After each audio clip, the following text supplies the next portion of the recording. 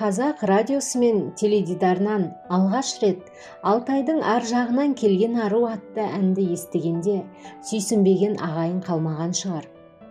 Тынышбай Рахымов ағамыздың ақындық қаламынан толықсып туған әннің мәтіні де, сазгерлік шабытынан шалқи көтерілген әуезді әні де, тамырында қазақ деген халықтың қасиетті қаны бар кез келген жанды еліктіріп әкететіні анық. Ал оның қалың жұртшылыққа эфир арқылы алғаш жеткізген Сәкен Қалымов сабырлы да сағынышты сезіммен беріле орындаған шеберлігімен ән сүйер қауымның жүрегі мен көңілін дегеннен баурап алған еді. Ән мәтіні мен әуені сәтті шығып, шебер орындаушыға кезігуі де бір естігеннен-ақ әу демейтін баласы жоқ ағайынның кең жүрегінен төрінен бір-ақ жол тапты. Әйтсе де, қалжыңы қалмайтын қазақтың жастары Алтайдың ар жағынан бір ару келген екен. Алғаш көруден-ақ Тынышбай ағамыз осы әнді соған арнапты дегендей әңгіме де айтылып жүрді.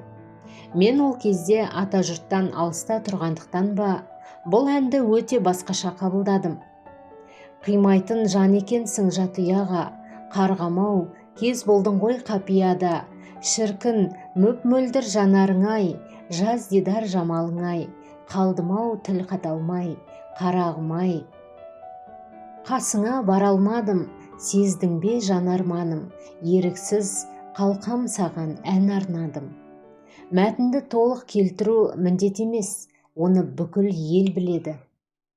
Осы алғашқы шумақтан-ақ мен мұны тәуелсіз қазақ елінің сыртында жасайтын қандастарымызға, барша бауырларымызға деген ата жұрттағы ағайынның сағынышы деп қабылдадым. Әрі бүкіл ағайын туыс жора жолдастарыма осылай түсіндіруге тырыстым. Өйткені ақын алыста жүрген ағайынды, олардың бойындағы қаймағы бұзылмаған қазақи асыл қасиеттерімізді, ана тіліміз бен ата салтымызды, адастырмас алтын діңгектей асыл дінімізді, ұлттығымызды айғақтайтын бүкіл ерекшеліктерімізді бойында сақтап, ата жұртты аңсаумен өмір кешіп жатқан қандастарымыздың отанға деген сүйіспеншілігін жат жұртқа, жат ұяға қимайтын сезімін әнмен жеткізіп тұрғандай сезіндім. Негізінде бұл әнді Тынышбай ағамыз Үрімшідегі қазақ телеарнасында диктор болып жасайтын Әмина Еркеш атты аруға арнап шығарған екен.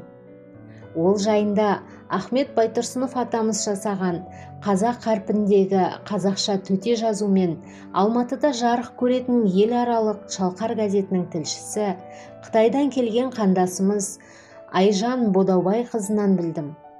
Айжанның айтуынша, бұл ән алғаш айтылудан-ақ ол жақтағы ағайынның арасында тез тарап, үлкен сүйіспеншілікке ие болған.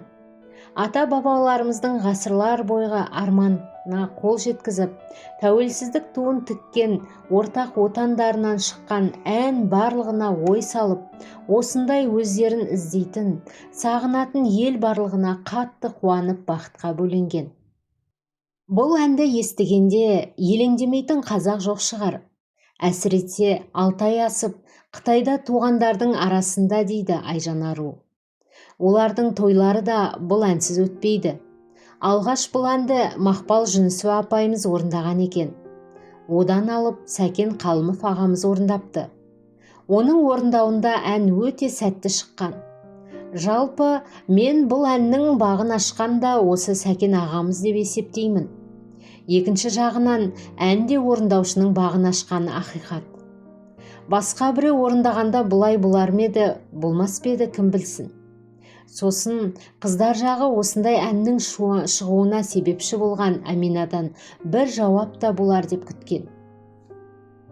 Өйткені айтылған ой мен сағынышты сезімді түсінетін кез келген қазақ қызының өзіне осындай ән арналып жатқанда ел жүремеуі және оны шығарған қандай жігіт екен деп ойланбауы, таңданбауы мүмкін емес қой. Алайда Амина селт етпепті.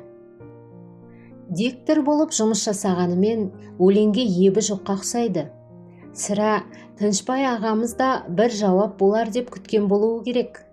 әрі күтіп, бері күтіп, ондай ештеңе бола қоймаған соң, қыздың атынан өзі мынадай жауап әнде жазыпты. Бұлбұл бақты сүйгендей қыран көкті ағажан, Алатаудан Алтайға бір ән кетті ағажан. Адал сырды айтып тұр әуеніңіз ағажан, неткен нәзік әсерлі жан едіңіз ағажан. Ән жүректі елжіретті, сезім көлін мөлдіретті, мен де арнадым өлеңімді, сәлемімді ағажан. Ақмаралды Алтай жақтан, шалғай жатқан ағажан, көшкен елдің қыз едім, Алтай асып ағажан.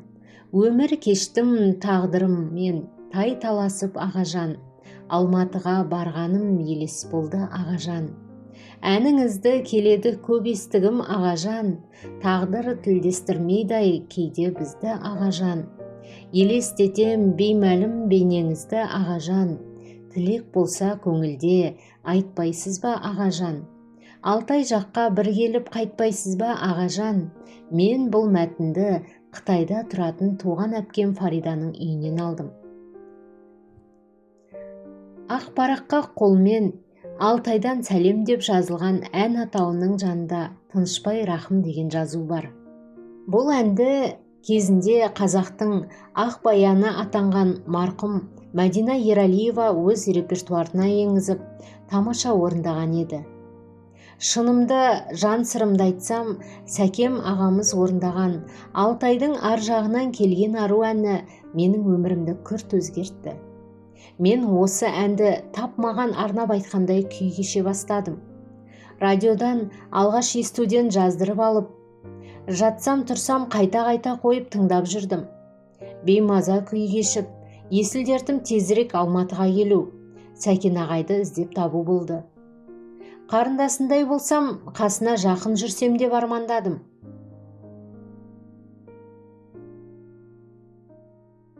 Шыңжаң университетінің қазақ тілі әдебиеті бөлімін бітіріп, қызметке орналасқан соң, әке-шешеме білдірмей, таныс апайларым арқылы Қазақстаннан шақырту жіберіп, төлқұжатымды дайындаттым.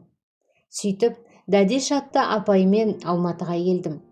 Ол кісі 5-6 күн болды да қайтып кетті. Мен қалдым. Алдымен Майра Ильясова апайдан Сәкен ағаның телефонын алып, студияға қоңырау шалдым. Тұтқаны көтерген қызға бір ән ұсынбақшы едім деп қулық жасадым. Әйтпесе сөйлеспей қояр деп қорықтым. Сәкен аға тұтқаны алған соң, аға, мен сіздің әндеріңізді жақсы көремін дедім. Ағай, әндерімді ғана ма деп қалжыңдады. Сонда қалай екен білмеймін, өзіңізді де деген сөз шығып кеткені.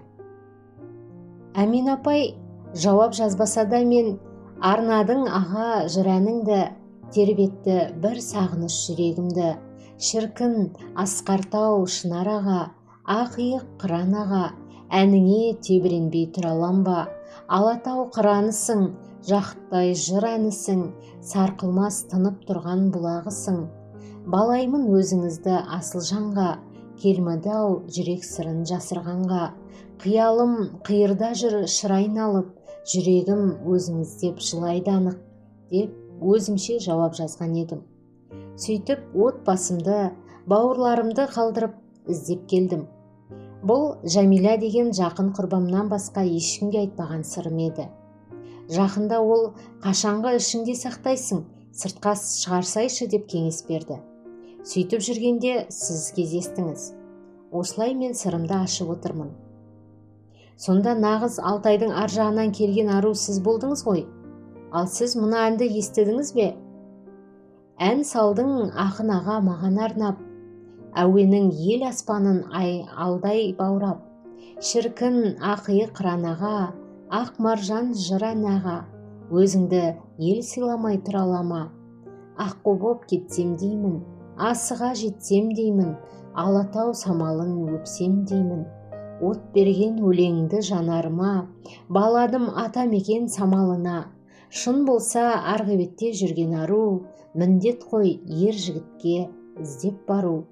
Жолдаймын дәру болсын орамалым, дәм тартса елмен бірге ораламын деп.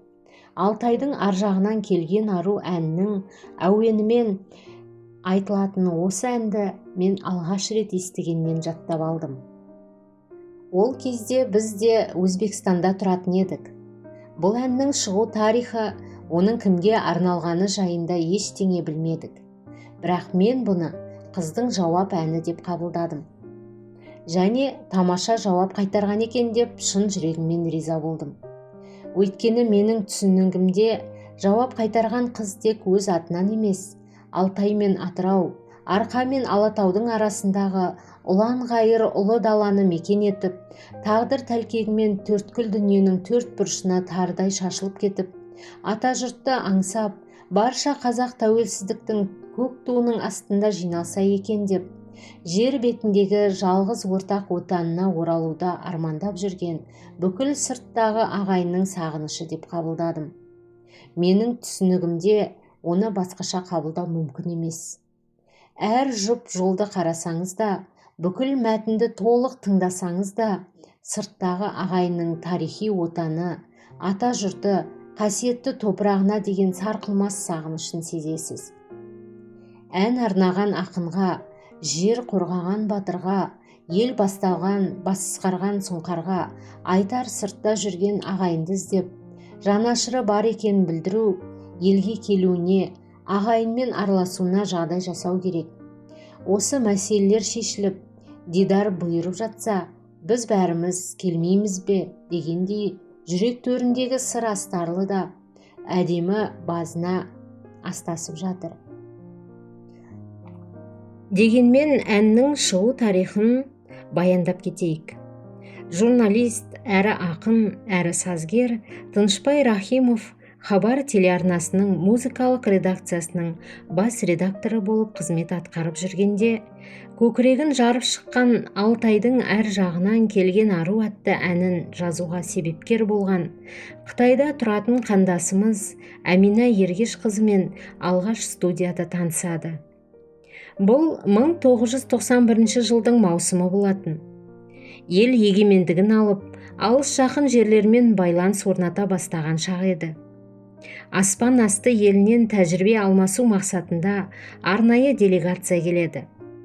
Танысу дегені тек көргені болмаса, қытайлықтарға тілмаш болып келген қазақ қызымен жақын сөйлеспек түгілі есімін де біле алмайды. Себебі Қытай азаматы саналатын қазақ қызының әрбір адымы тек хаттама шеңберінде болады. Сәлден соң кездесу аяқталып, қытайлар өре түрегеп шығып жатқанда, қазақ қызының көзінен қимастық сезімі байқалғандай болады. Қайта-қайта артына қимастықпен қараған қазақ қызына ынтызарлық сезімі оянады. Кейін үйіне келгенде жұбайы Қарашаш Рахимова сол кезде далада жуылған киімдерін жайып жатқан болатын. Кіре салып, бәйбіше, керемет ән шыққалы тұр, бір сұлуды ұнатып қалдым дейді. Ағамыздың мұндай қалжыңына құлағы үйренген апамыз да жылы шырай танытып үйіне қарсы алады. Кейіннен бұл ән көптеген әншілердің орындауында болып, елге көптеп таныла бастайды. Соның бірі Сәкен Қалымов болатын. Бұл ән Сәкен ағамыздың өнер жолындағы тұсауын кессе, бұл әннің бағын да осы Сәкен Қалымов ашқан болатын. Танымалдылық жүрген жерде алып қашпа әңгіме, көре алмаушылық қатар жүретіні әмбиеге аян ғой. Бұл қасірет Алтайдың ар жағынан келген ару әнінде Тынышбай Рахымовтың да айналып өтпеді. Ел ішінде 40-тың қырқашысына шыққан ақын жас қызға ғашық болып, тіпті сол ішінде отбасынан ажырап, Қытайға қоныс аударыпты деген қаңқу сөз желдей еседі. Кейін басылымдардың көбі Алтайдың ар жағынан келген ару әнін ұрлап алған деген мақалалар жариялай бастайды. Қытайда Ақ көйлек деген әннің көшірмесі деген жалған айып тағылады. Бұл әрине ақын ағамыздың жанына қатты батады. Бірақ ел ішінде белгілі тұлғалар түрлі дәлелдер мен пікірлер жазып араша түседі. Солардың бірі Нұрғиса Тілендиев, Нұрғали Нүсіпжанов ағаларымыз. Міне осылай ақын мен әншінің өмірін өзгерткен бұл ән Қытайдағы қандасымыз Әмина Ергеш қызына да өз әсерін тегізбей қоймапты. ән арналған Алтайдағы аруды бір көруге ынтызар болғандар көбейеді. Тіпті Әмина өзінің өмірлік серігін де осы ән арқылы табады. Қазіргі таңда ақынның отбасы Алтайдың ар жағындағы ару Әминаның отбасымен жақсы араласады екен.